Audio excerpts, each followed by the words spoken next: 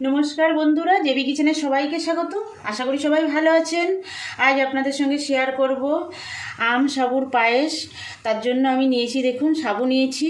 এই ছোটো বাটির এক বাটি সাবু নিয়ে আমি ভালো করে ধুয়ে 2 ঘন্টা আগে ভিজিয়ে রেখেছিলাম। এই বাটিরই হাফ বাটি জল দিয়ে, হাফ বাটি সামান্য একটু বেশি দিয়েছিলাম। আর এখানে 500 দুধ নিয়েছিলাম, 500 ml, ওই যেটা হয় প্যাকেটের দুধ, সেই দুধটা আমি একটু জাল করে রেখেছি। আর চিনি নিয়েছি, কাজু, একটা আম নিয়েছি, দেখুন, পাকা আম, একটু লবণ নিয়েছি, আর 2টো এলাচ আর একটা তেজপাতা নিয়েছি, আমুল দুধ নিয়েছি, আর একটু ঘি নিয়েছি। এই সামান্য কটা উপকরণ দিয়ে দুর্দান্ত স্বাদের একটা মিষ্টি রেসিপি তৈরি করব। বন্ধুরা, আমার ভিডিওটা স্কিপ না করে দেখবেন। আর আমি যেভাবে রেসিপিটা তৈরি করব, এই আম শেষ হওয়ার আগে আপনাদের সেই রেসিপিটা তৈরি করার অনুরোধ রইল আমার তরফ থেকে। তাহলে দেখতে থাকুন আমি কিভাবে রেসিপিটা তৈরি করি। আমি একটা বড় বাটি নিয়েছি, এর মধ্যে আমি এই ভিজিয়ে রাখা সাবুটা নিয়ে নিলাম।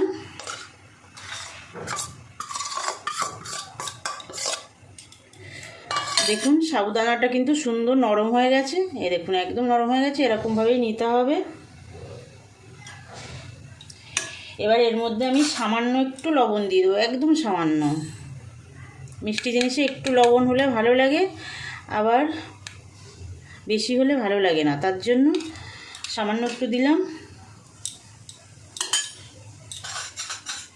1 চামচ চিনি দিয়ে দেব, বেশি দিতে হবে না, 1 চামচ, একদম মেপে 1 চামচ চিনি দিয়ে দিলাম।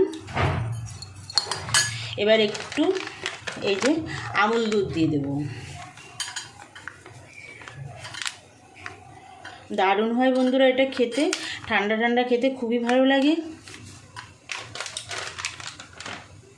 মিশিয়ে নেব।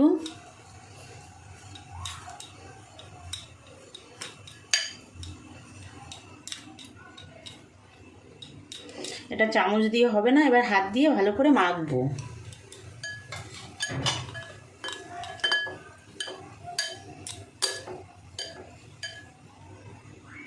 দেখুন বন্ধুরা, মেখেছি। এবার সামান্য একটু ঘি দেবো এর মধ্যে। এই যে দেখুন, হাফ চামচেরও কম একটু ঘি দিয়ে এটা আরেকটু ভালো করে মেখে নেব।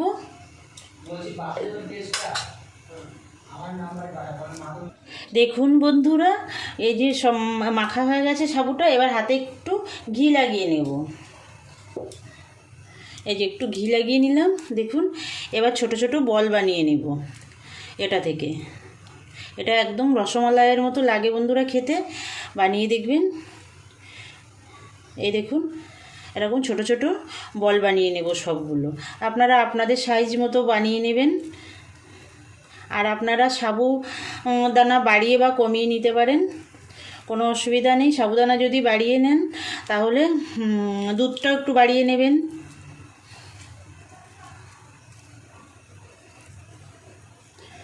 সবগুলো বল আমি বানিয়ে নেব। দেখুন বন্ধুরা, সব বলগুলো আমি বানিয়ে নিয়েছি। এটা এই সাবুদানা বা সাবুদানা যেটাই বলেন, বলগুলো দেখুন, দেখুন কত সুন্দর লাগছে দেখতে। এবার আমি আমটা পিস করে নেব। আমটা আমি একটা আম কিন্তু আমি দুভাবে ব্যবহার করব। প্রথমে আমি আমের একটা সাইড কেটে নেব, দেখুন।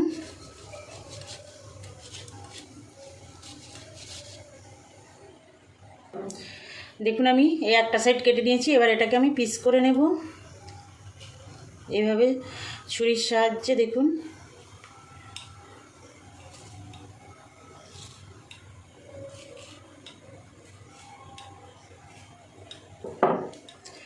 এবার এইভাবে আমি পিসগুলো বের করে নেব।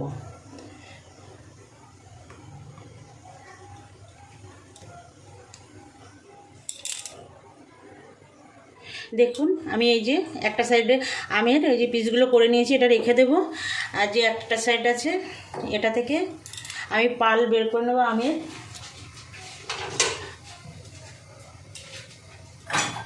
তার জন্য এই যে বড় একটা ছাঁকনি নিয়েছি, এর নিচে একটা বাটি দিলাম, দিয়ে এই আমটা আমি খোসাসহ, এই আঠিসহই আমি খোসা ছাড়িয়ে নেব।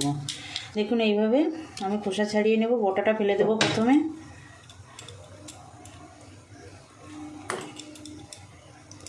আমি এই ছাঁকনির উপরেই এটা করব, তাহলে একবারেই সেকে বেরিয়ে যাবে, তাহলে আমার দুবার করে করতে হবে না। দেখুন এইভাবে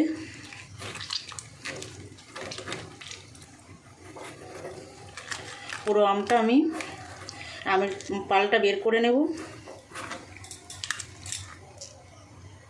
দেখুন বন্ধুরা, এই যে আমার দানাটা, এই যে আটিটা আর আঁশগুলো সব এই ছাঁকনির উপরে থেকে গেছে, আর আমের পালটা এই যে বাটিতে নিয়ে নিয়েছি, একবারেই হয়ে গেল, সেই জন্য আমি ছাঁকনির উপরেই দিয়েছিলাম।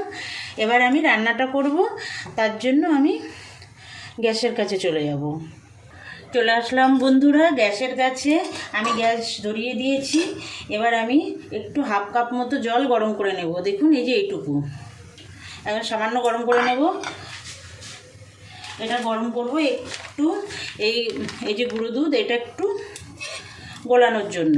এটা আমি পরে ব্যবহার করব, তার জন্য এখন জলটা গরম করে আমি দুধটা গুলে রাখবো।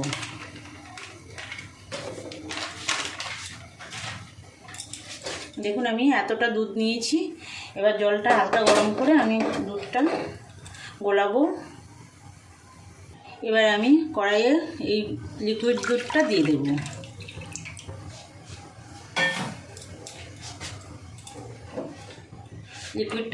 লিকুইড দুধটা দিয়ে একটু ফুটিয়ে নেব।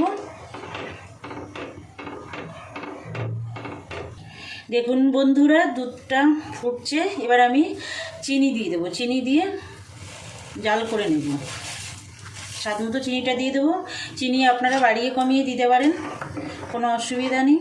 তাহলে চিনিটাও একটু জাল হবে, তার জন্য আমি আগেই চিনিটা দিয়ে দিলাম। আর একটু দেবো সামান্য।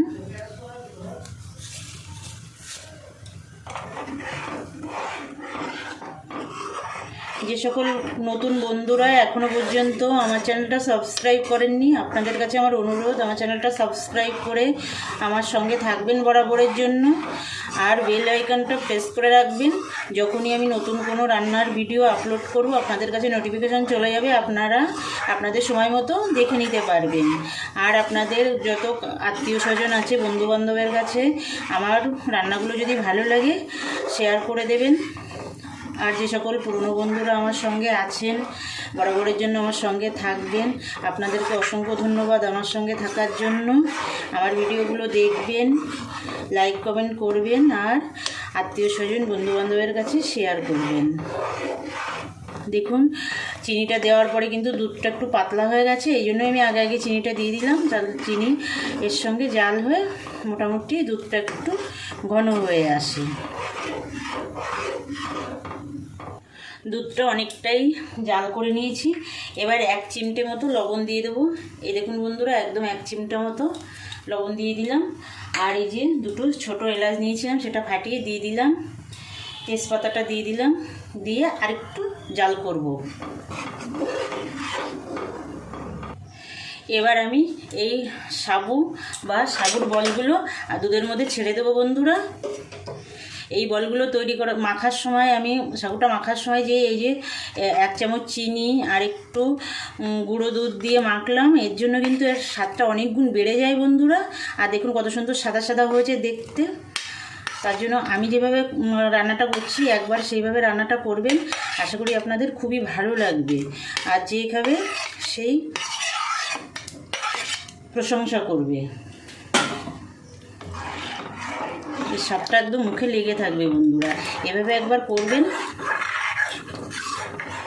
আর একটু জাল করে নেব। এই সাগুটা একটুখানি তো সিদ্ধ হওয়ার দরকার আছে, এটা তো আমি সিদ্ধ করিনি, ভিজিয়ে রেখেছিলাম, তার জন্য একটু আগে দিয়ে দিলাম। এটা সিদ্ধ হতে হতে দুধটা একদম ঘন হয়ে আসবে। দেখুন বন্ধুরা কত সুন্দর ফুটছে, দুধটা কিন্তু অনেকটাই ঘন হয়ে গেছে। আর দেখুন বলগুলো কতটা বড় হয়েছে ফুলে ফুলে। এটা সাবুদানার পায়েস না, সাবুদানার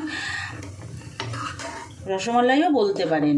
দেখুন কত সুন্দর, কেউ বুঝতেও পারবে না। আর যেহেতু এটা গুঁড়ো দুধ দিয়ে মাখা ছিল তার জন্য একদম পুরো সাদা সাদা হয়েছে, একদম রসমালাইয়ের মতোই হয়েছে। দেখুন কত সুন্দর দেখতে হয়েছে। এবার আমি এই কাজুটা দিয়ে দেবো। দেখুন বন্ধুরা, যে পাউডার দুধটা গুলে রেখেছিলাম সেটা আমি দিয়ে দেবো। লাস্টে যদি এই পাউডার দুধটা দেওয়া হয় তাহলে কিন্তু স্বাদ অনেকগুণ বেড়ে যায় বন্ধুরা। তাই আমি যেভাবে রান্নাটা করছি, আমার ভিডিওটা স্কিপ না করে সম্পূর্ণ দেখবেন, আর আমি যেভাবে করছি সেভাবে রান্নাটা করবেন। আশা করি আপনাদের খুবই ভালো লাগবে।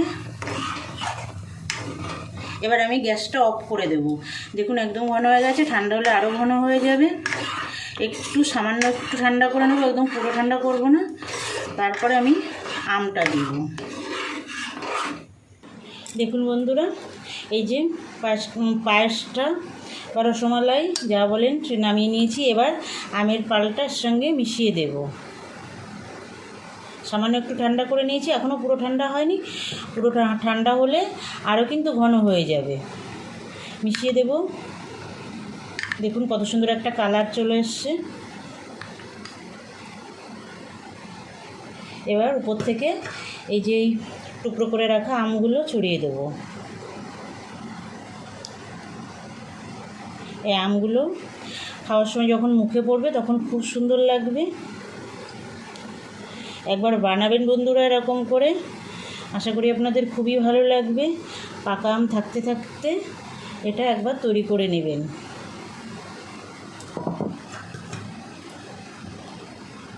হয়ে গেল, সম্পূর্ণ রেডি হয়ে গেল সাবুদানা আর আমের পায়েস বা সাবুদানা আমের রসমালাই। বানাবেন একবার। এবার তাহলে এখানে শেষ করছি ভিডিওটা। আবার দেখা হচ্ছে নতুন কোনো অন্য ভিডিওয়। ভালো থাকবেন বন্ধুরা, নমস্কার।